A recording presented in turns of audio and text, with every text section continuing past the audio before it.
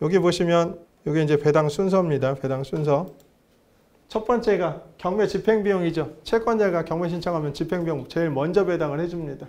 그리고 나서 보전, 개량을 위해 지출한 필요비나 유익비. 실무에서는 필요비나 유익비를 지불하는 경우는 거의 없습니다. 배당을 해주는 경우는 거의 없어요. 3순위가 소액임차 보증금이죠. 소액임차 보증금, 최우선 변제금 얘기하는 겁니다. 그리고 최종 3개월분의 임금과 최종 3년간의 퇴직금 및 재보상금. 그 다음에 4순위가 당해세. 당해세는요, 해당 부동산에 부과된 조세. 예. 그래서 당해세입니다. 예. 국세, 지방세와 그 가상금을 얘기하는 겁니다. 5순위가 국세, 지방세, 법정 기일 전에 설정된 담보채권, 즉 근저당 얘기하는 거죠. 예.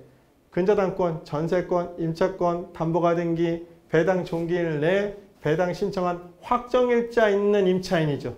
확정일자 있는 임차인. 임차인이 배당받으려면 세 가지 조건 충족해야죠. 전입, 확정, 배당 요구 종기일 전까지 배당 신청. 그래서 이렇게 다 배당해주고 또 남는 금액이 있다. 그러면 일반 임금 채권 3개월, 3년치 말고 그 다음 거부터 일반 임금 채권과 퇴직금 그리고 국세, 지방세, 체납, 처분비 및 가산금. 요거는 법정기일 지나간 거. 그리고 8순위가 고용보험료, 산업재해, 보상보험료, 건강보험료 및 국민연금 그리고 기타 일반 채권. 거의 여기까지 오면 이 뒤는 못 받아요. 그냥 요 1순위, 2순위, 3순위, 4순위, 여기 5순위까지만 배당이 되겠구나 라고 생각하시면 됩니다. 그것도 돈이 남았을 때 주는 거죠? 남았을 때 주는 거죠. 여기서 끝날 수도 있어요. 여기 담보채권도 뭐 1순위가 근저당, 2순위 전세권, 3순위 임차권 등기인데 여기서 끝날 수도 있어요. 배당 금액이 적으면. 그러면 이제 경매 입찰 절차 보겠습니다. 저희가 법원 경매 입찰 절차로 들어가면 제일 먼저 법원에 일단 도착할 겁니다. 도착하고 보통 한 10시부터 시작이잖아요. 그죠? 그러면 입찰 게시판 먼저 확인하시죠. 내가 입찰하고자 하는 물건이 당일날 입찰 절차가 진행이 되는지 요거 체크하시는 거잖아요. 입찰 당일 진행하는 경매사건을 경매법정 게시판에 게시를 합니다. 그리고 한 10시나 10시 10분부터 입찰을 게시하기 시작하지요. 그래서 시간은 딱 1시간 정도 줍니다. 입찰하고자 하는 경매 물건의 사건 기록을 열람하죠. 옛날에는 목록이 있었어요. 목록이. 근데 지금은 모니터로 다 보실 수 있게끔 되어 있습니다. 그리고 입찰 서류 작성하실 거고 그리고 입찰함에 투여하시겠죠. 입찰을 하시고 그리고 나서 한 20분 정도 지나면 입찰 마감 후 개찰을 준비하기 시작합니다. 그래서 최고가 매수 신고인이 결정이 되죠. 최고가 매수 신고인이 결정이 되면 해당 경매 물건의 입찰 절차가 마무리가 됩니다. 차순위 매수 신고할 분이나 혹은 공유자 우선 매수 신청할 분이 있으면 입찰 절차 종결 전까지 신청하셔야 됩니다. 전까지. 그러면 요거를 순서대로 한번 보겠습니다. 예. 경매 법정에 따라 약간의 차이는 있으나 오전 10시부터 입찰을 준비하기 시작을 합니다. 두 번째, 매각 기일에 변경된 물건 있죠. 유치권 신고된 물건, 공유자 우선 매수 신청이 들어온 물건, 기타 주의사항에 대해 집행관이 고지하지요. 한 10분 정도 고지하시잖아요. 그리고 세 번째, 입찰이 시작되면 입찰하고자 하는 경매 물건에 대해 사건 기록을 열람하게끔 합니다. 1시간 정도 시간을 주지요. 대법원 경매정보 홈페이지에서 매각 물건 명세서, 현황 조사서, 사건 내역, 문건 송달 내역 등을 사전에 확인하고 입찰 당일 바뀐 내용이 있는지 없는지 입찰법정에서 사건 목록을 한 번 더 확인하죠. 왜? 당일날에도 유착권에 들어오니까요. 유치권. 그죠? 공유자 우선 매수 신청도 들어올 수 있고 하니까 한 번 더 확인. 그리고 네 번째, 입찰 봉투를 받아 입찰할 내역을 꼼꼼히 확인하고 입찰하시면 됩니다. 보증 금액과 입찰 금액 등을 바꿔 쓰는 사람이 종종 있습니다. 입찰 금액에 또는 0을 하나 더 써서 보증금을 날리는 경우도 있고 뭐 나는 2억에 입찰하려고 했는데 0 하나 더 써서 20억 되는 거죠. 예, 그러면 이제 입찰 보증금 제가 포기해야죠. 2억짜리 20억 주고 살 수는 없으니까. 나뉘는 경우도 있으며 대리인인 경우 본인의 인감증명서와 위임장을 반드시 첨부해야 됩니다. 근데 첨부하지 않아 낙찰받고도 낙찰 무효 처리가 되는 경우가 종종 있습니다. 다섯 번째, 입찰이 마감되면 개찰을 준비하잖아요. 그죠? 개찰 준비를 합니다. 서울 동부지방법원은 오전 10시 10분에 입찰을 시작하면 11시 10분 입찰이 마감이 되고 20분간 개찰 준비를 하고 11시 30분부터 개찰을 하기 시작합니다. 그리고 여섯 번째, 경매사건 번호를 부르고 해당 2014 타경 3440 사건에 입찰하신 분 다 나와주세요 라고 이렇게 얘기를 하지요. 예. 경매사건을 부르고 입찰한 사람들을 호명하죠. 누구씨 누구씨 누구씨 이렇게 예, 호명하고 그중 최고가 매수 신고인 뭐 예를 들어 뭐 송파구 거회동에서 오신 뭐 홍길동 씨 예, 최고가 매수 신고인으로 결정이 됐습니다. 차순위 매수 신고할 분 계십니까? 라고 물어보죠. 없으면 해당 사건의 입찰 절차가 종료되기 전까지는 차순위 매수 신고해야 됩니다. 없으면 입찰 절차 종결합니다. 만약에 낙찰을 받지 못한 경우라면요. 보증금 수취증 반환받지요. 근데 수취증만 반환받아요? 반환해주면 저희는 입찰봉투 아예 그대로 다 받아 나오잖아요. 예. 매수 신청 보증금을 돌려받는 거고 낙찰받은 경우에는 보증금 수취증을 반환하고 매수 신청 보증금 영수증 받지요. 영수증을 수취합니다. 이로써 입찰 경매 절차는 끝이 나고 그 뒤 법원 경매 절차에 따라 진행이 됩니다. 그러면 법원 경매 절차를 또 봐야죠. 서울 동부지방법원이 기준입니다. 서울 동부지방법원이 기준입니다. 예를 들어 2018년도 1월 1일 날, 1월 1일 날 쉬는 날인 줄 아는데 그냥 계산하기 편하게 써놨습니다. 2018년도 1월 1일 날 입찰을 해서 입찰 기일입니다. 최고가 매수 신고인 제가 지금 낙찰을 받았습니다. 그러면 일주일 단위라고 얘기했죠.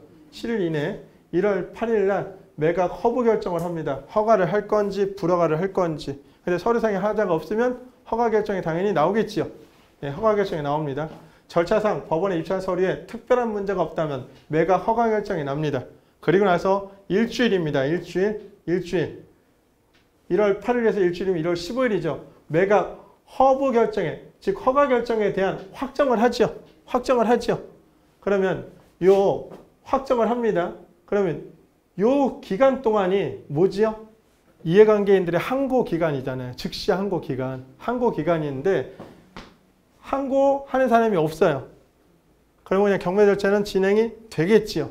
그리고 나서 한 3, 4일 지나면 1월 한 19일 정도 이때가 이제 월요일이면 이게 이제 한 목요일쯤 됩니다. 최고가 매수 신고인에게 언제까지 대금을 납부하라고 대금 지급 기한 통지서를 발송합니다. 그럼 대금 지급 기한일은 언제일까요?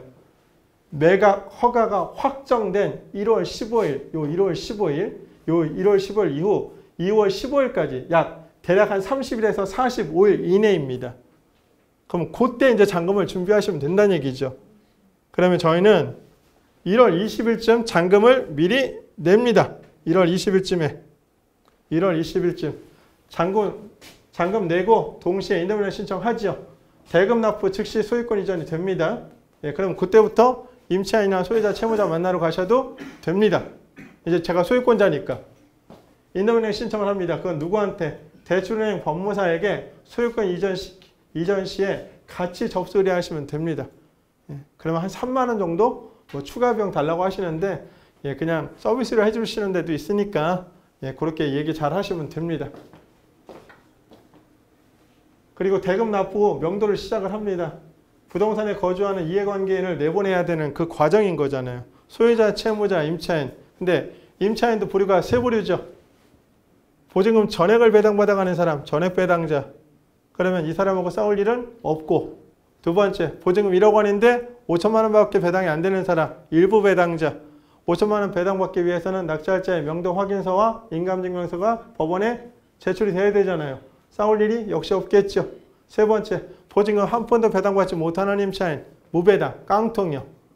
그런 경우에는 이사비용으로 협의 3.3제곱미터당 10만 원. 그 이상을 달라고 하면 그냥 개고하고 강제 집행. 소유자, 채무자도 같은 패턴입니다. 예, 그렇게 진행합니다. 그러면 배당기일에 당금 납부 대략 한 달 정도가 배당기일이 됩니다. 2019년도 저희가 2018년도 1월 1일 날 낙찰받은 거예요. 그죠? 예. 2019년도 약 9월이나 10월에 부동산 중개업소에 매도를 의뢰합니다. 왜? 2년 가지고 있다가. 왜? 그래야 일반 수율이 될 테니까. 매도 의뢰하고 계약금 1개월, 중도금 1개월, 잔금 1개월 해서 2020년도 대략 한 1월 20일 이후로 잔금일을 지정하면 되죠. 저희가 아까 2018년도 1월 20일 날 대금 납부했잖아요. 2년 지나는 텀 맞춰서 잔금 날짜 지정하면 되죠. 예, 지정하고 대략 한 3개월 정도 필요합니다. 2020년도 1월 20일 이후에 매도하면 소유권 이전 후 2년이 지난 시점, 매매 시점이 되는 거죠. 2년 보유하고 매도해야 일반 세율로 적용을 받습니다. 예를 들어 세금하고 기타 비용 다 빼고 양도 차익이 4천만 원이 발생했습니다. 그러면 세율 구간은 15%, 600만 원, 거기에 누진공제 108만 원 해주면 492만 원. 요게 양도소득세입니다. 그러면 순이익 4천에서 여기 요 세전수익이죠. 4천에서 492만 원 딱 빼면 3,500만 원 정도가 순수익이 되는 겁니다. 순수익. 그러면 2019년도 네이버에 들어가서 양도소득세율 치시면 나오죠. 그러면 차익 구간에 따라 세율 구간이 달라집니다. 그럼 그것만 체크해서 보시면 되잖아요. 다음으로 이제 입찰 서류 작성하는 건데요. 이거는 뭐 지지옥션에 다 나와 있는 얘기인데 그래도 한번 하고 가겠습니다. 법원 경매 입찰 시 기일 입찰표와 입찰 보증금 봉투, 이거 하얀색이죠. 입찰 봉투는 황색이죠. 이거를 작성하여야 하며 대리인 입찰 시에는 위임장을 추가로 작성해야죠. 그리고 뭐 하나 여기 빠졌죠. 인감증명서 같이 제출하셔야 되는 거. 그래서 기일 입찰표는 이렇게 생겼습니다. 여기 보시면 여기 사건 번호 쓰는 데가 있죠. 2010 타경 1, 2, 3, 4, 5 사건. 물건 번호 1번. 물건이 단일 물건 하나. 근데 아까 양가로가 있었죠. 2014 1, 2, 3, 4 1번. 1, 2, 3, 4 2번. 1, 2, 3, 4 3번. 이렇게 양가로. 요 양가로가 있는 건요. 요거는 물건 번호죠. 물건 번호. 그래서 요 세 개 사건을 내가 다 입찰하고 싶으면 기일 입찰표를 각기 다 쓰셔야 돼. 다. 몰아서 쓰시면 안 돼요. 그리고 내가 어떤 물건에 입찰할 건지 특정하셔야 돼. 그래서 물건 번호 쓰시는 게 있으면 반드시 쓰셔야 됩니다. 본인 성명란 쓰시고 개인이면요. 내가 직접 입찰 물건 낙찰받으려고 하는 거예요. 그러면 인감도장, 막도장 전혀 상관없고 도장 안 가져가셨으면 지장도 상관없어요. 전화번호 쓰시고 주민등록번호, 주소지. 그러면 나는 지금 주민등록 주소지는 뭐 서울 송파구인데 실거주지는 저 용산구 뭐 한남동이에요. 그럼 어디 쓰시면 돼요? 우편물 받는 데 쓰셔. 일단 거기 쓰시고 그리고 나서 나중에 소유권 이전할 때 그때는 주민등록 주소지로 바꿀 수 있어요. 왼쪽은 입찰 가액을 쓰시는 거죠. 입찰 가액. 내가 입찰하고자 하는 금액. 오른쪽은 입찰 보증금액. 입찰 보증금액. 그래서 입찰 보증금액 쓰실 때 나 이거 안 받았는데 이름을 먼저 쓰나요? 도장을 먼저 찍나요? 예, 찍으세요. 아까 떨어지면 그냥 입찰 봉투 준다 그랬잖아요. 그러니까 미리 다 써놓으시는 거예요. 미리. 사건 번호, 1번 사건 번호, 입찰 경매 물건에 사건 번호를 기재하는 거죠. 뭐 2014 타경 1, 2, 3, 4, 5 사건. 물건 번호는 이렇게 양가로 있는 거 있으면 특정해서 쓰셔야 된다는 얘기. 그리고 입찰자라는 본인이 입찰하는 경우는 본인의 인적사항을 기재하시고 대리인이 입찰하는 경우는 입찰자 본인과 대리인의 인적사항을 같이 기재하셔야 됩니다. 관계는 뭘로 쓰면 될까요? 그냥 지인이라고 쓰시든지 주부라고 쓰시든지 뭐 친인척이라고 쓰시든지 그건 상관없어요. 그걸로 문제 삼지는 않아요. 입찰 금액은 해당 물건을 낙찰받기 위한 입찰할 금액을 기재하는 거고 보증금액은 최저 매각 금액의 10%. 감정가 2억이에요. 2억인데 한 번 유찰돼서 1억 6천이 됐습니다. 최저 매각 금액의 10% 1,600만 원이라는 얘기죠. 근데 1,670만 원 넣었어요. 입찰 무효다 아니다. 그 이상 쓰시는 건 무효 아니에요. 최저 매각 금액의 10%에 해당하는 금액을 기재합니다. 보증금 반환. 낙찰받지 못한 경우는 입찰 보증금을 현장에서 반환받기 위해 미리 쓰시는 거예요. 그죠? 그리고 위임장. 본인란에 날인은 본인의 인감도장을 반드시 찍으셔야 됩니다. 예, 저것만 체크하시면 돼요. 그리고 입찰 당일 이제 준비물. 본인이 입찰하신다면 매수자 신분증, 도장, 뭐 인감도장이든 막도장이든 뭐 지문이든 상관없습니다. 매수 신청 보증금, 최전 매각가액의 10% 준비하시면 되고, 대리인이 입찰할 때에는 매수자 신분증, 매수자 인감도장, 매수자 위임증, 기일입찰표 뒷면에 있습니다. 매수자 인감증명서 한부하고 매수 신청 보증금, 최전 매각 금액의 10%, 대리인 신분증, 대리인 도장, 인감도장. 대리인은 인감도장 아니어도 됩니다. 상관없습니다. 본인의 인감도장인 겁니다. 일반 도장 상관없음. 이것을 준비해야 합니다. 대리인이 입찰할 때 본인 기재란에 날인은 반드시 본인의 인감도장을 하셔야 됩니다. 법인 입찰 시에는 요거 이제 서류 하나 잘못 넣어가지고 혹은 안 넣어가지고 낙찰을 받고도 무효 처리되는 경우가 있어요. 특히 법인 같은 경우. 법인 입찰 시에는 대표자의 자격을 증명하는 법인의 등기부, 등본이나 초본을 입찰 봉투에 함께 제출하셔야 됩니다. 저희가 낙찰받은 물건 중에 저희가 2등한 물건이 있었어요. 2등한 물건이 있었는데 집행관이 1등한 거하고 2등한 거하고 1등, 저는 당연히 떨어질 거라고 생각을 했으니까 한 500만 원 차이로 저희가 2등이 됐더라고요. 근데 집행관이 계속 서류를 막 뒤져보더라고요. 그래서 뭐가 잘못됐구나. 그래서 바로 집행관 앞에 그 데스크로 갔습니다. 가서 확인을 했더니 대리인으로 오셨던 분이 인감증명서를 입찰 봉투에 넣지 않은 거예요. 그래서 잠깐 스탑. 무효. 우리 입찰. 우리 낙찰. 그래서 저희가 낙찰받은 물건이 있습니다. 아까 그 삼익 그린 아파트 옆에 있는 명일동 우성 아파트를. 그래서 이렇게 법인 등기부 등본 초본을 제출하지 않아서 낙찰받고 무효되는 경우도 있습니다. 그리고 요즘은 다 법인으로 투자를 많이 하시잖아요. 그래서 요건 미리 그 등기소 가서 한 4통이고 5통이고 한 3개월 유효기간이니까 미리 떼어놓으시는 게 좋아요. 아, 인감증명서 3개월이잖아요. 3개월이니까 그것도 미리 준비해 가시고. 그리고 여기 이제 대리인입니다. 대리인 입찰 시 지지옥션에 나와 있는 겁니다. 여기 이제 기일입찰표 쓰시는데 여기 본인 거 쓰시고 여기 대리인 거 쓰시고 나머지는 다 똑같습니다. 똑같으니까 요거만 좀 체크하시고 뒤에 보시면 위임장 나와 있습니다. 위임장. 그런데 여기는 지금 본인 한 명이잖아요. 본인이 2명이 되는 경우도 있겠죠. 뭐 와이프하고 같이 투자, 공동 투자할 수도 있잖아요.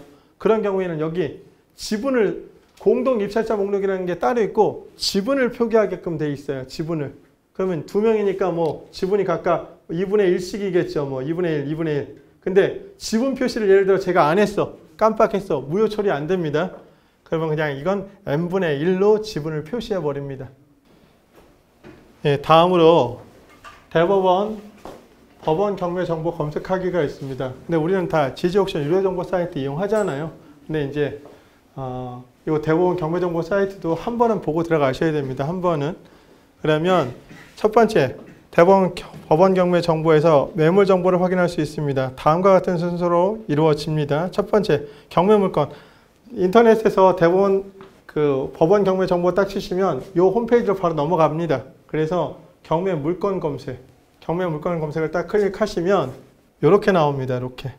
그래서 제가 뭐 예를 들어 송파구 전체 물건을 보든지 아니면 석천동의 물건만 보든지 그 다음에 기일 입찰입니다. 기간 입찰 아닙니다. 기일 입찰입니다. 정해진 날짜에 가서 저희가 입찰하는 거잖아요. 그리고 기간은 언제부터 언제까지 이렇게 해서 기간 설정을 하실 수가 있습니다. 그리고 분류는 뭐 용도별로도 가능합니다. 뭐 주택, 상업시설, 뭐 이렇게 아니면 공장, 뭐 토지, 임야 뭐 이런 식으로 다 정리가 가능합니다. 그래서 그 날짜를 세팅하시고 그리고 물건 용도별로 세팅하셔서 검색하시면 그 다음은 이런 화면이 뜹니다. 예. 그러면 예를 들어 서울 송파구 충민로 5 여기 문정동 송파 하나 오벨리스크가 나왔네. 오피스텔입니다. 이 물건을 제가 예를 들어 입찰 참여한다 그러면 저 물건을 딱 클릭을 하면 다음으로 바뀌는 게 송달 내역 같은 것들을 확인할 수가 있습니다. 여기 이제 송달 내역 확인이라고 되어 있는데 물건 클릭하면 이제 이렇게 넘어집니다. 이렇게. 이제 사건 내역이 나오고 기일 내역이 나오고 문건 송달 내역들이 나옵니다. 나오는데 여기에는 경매사건 부동산의 입찰자는 대법원 경매정보 홈페이지에서 입찰하고자 하는 경매사건 번호를 검색하고 입찰 전 경매 물건의 사건 내역과 문건 접수 및 송달 내역 등을 확인할 수 있습니다. 문건 접수. 이 문건 접수 내역을 왜 볼까요? 채권자들, 어떤 사람들이 들어와 있는지, 뭐 근저당권자는 채권계산서 냈을 거고요. 임차인은 권리신고 및 배당요구 신청을 했을 거고요. 그 다음에 예를 들어 국세나 지방세 같은 경우는 교부 청구, 돈 받기 위해서 했겠죠. 그런 내용들이 표시가 되고, 혹 유치권자가 예를 들어 경매 신청을 할 수도 있거든요. 혹은 유치권 신고를 할 수도 있잖아요. 그죠? 그럼 유치권 신고한 내역들이 여기 문건 접수 내역에 다 나오겠죠. 그리고 이 송달 내역은요. 해당 부동산의 이해관계인들 있죠. 소유자, 채무자, 임차인, 채권자 뭐 이런 사람들한테 뭘 해야 돼요? 반드시 서류를 통지해야죠. 통지하는데 아까 일반 우편이었나요? 등기 우편이었죠. 예, 등기 우편입니다. 사건 내역에는 경매사건의 기본 내역과 이해관계인들의 배당 종기 내역, 언제 배당요구 종기일까지 배당요구 신청했는지 안 했는지 이런 것들, 그리고 항고사항이 있을 경우 즉 즉시 항고할 수 있죠. 즉시 항고. 예, 매각 허가 결정에 대해서 항고할 수 있다고 얘기했잖아요. 이해관계인이. 항고사항이 있을 경우 항고 내역이 기재가 됩니다. 해당 경매사건과 관련된 사건 내역, 회생이나 파산이나 인도소송이나 인도명령 및 이런 것들 및 물건 내역과 당사자 내역을 확인할 수가 있습니다. 그리고 문건 처리 내역에서는 등기상 전부 증명서 상에 채권자의 채권 계산서, 그리고 제출일, 지자체의 교부 청구 일자, 제출 일자 및 임차인의 권리 신고 일자 확인할 수 있고, 채권자가 혹시 변경되는 경우도 있죠. 채권을 팔아버린 경우도 있잖아요. 뭐 예를 들어 우리은행이 대부회사에다가 팔 수도 있는 거고, 이게 NPL, 부실채권 판매하는 거. 채권자가 변경된 경우 채권자 변경 신고서 등을 제출합니다. 송달 내역에는 이해관계인들에게 경매 개시 결정 등의 송달 여부를 반드시 통지해야 됩니다. 그죠? 이런 것들이 체크가 되는 겁니다. 여기에 이제 보시면 사건 내역, 기일 내역, 문건 송달 내역 이런 것들이 표시가 되고요. 그리고 여기 들어가시면 이제 물건 내역들이 나옵니다. 물건 내역 나오고 목록이 나오고 당사자 구분이 나오죠. 이 당사자 구분만 봐도 여기에 임차인이 있는지 없는지 확인이 가능하죠. 만약에 임차인이 있으면 당사자 구분에 이렇게 임차인이라고 써주니까, 그러면 이 임차인이 말소기 등기보다 대항 요건을 갖췄는지, 즉 대항력이 있는지 없는지만 체크하시면 되죠. 그러면 인수 소멸의 판단 기준으로 끝날 겁니다. 그리고 이게 이제 문건 송달 내역입니다. 송달 내역. 근데 문건 처리 내역이죠. 예, 임차인이 권리 신고 및 배당 요구 신청했네요. 그 다음에 국땡땡, 뭐 국가죠, 뭐 교부권자가 교부 청구 신청했죠. 그 다음에 임차인이 어떤 이유로 해서 보정 신청을 또 했습니다. 했고 채권자가 보정서 또 제출했네요. 그리고 채무자 겸 소유자 김땡땡이 경매 속행 신청서를 제출했습니다. 이상하지요? 보통은 채권자가 하는 거잖아요. 채권자. 근데 여긴 채무자가 경매 속행 신청서를 제출했대요. 내 거 빨리 팔아달라는 얘기죠. 그리고 채권자 농협, 뭐 아마 농협이겠죠. 채권자 승계 신청 제출. 예, 요거 이제 뭐 예를 들어 농협중앙은행이 뭐 농협자산관리공사 쪽에다가 승계한 거죠. 예. 그리고 이제 채권자 변경 신청이 들어왔네요.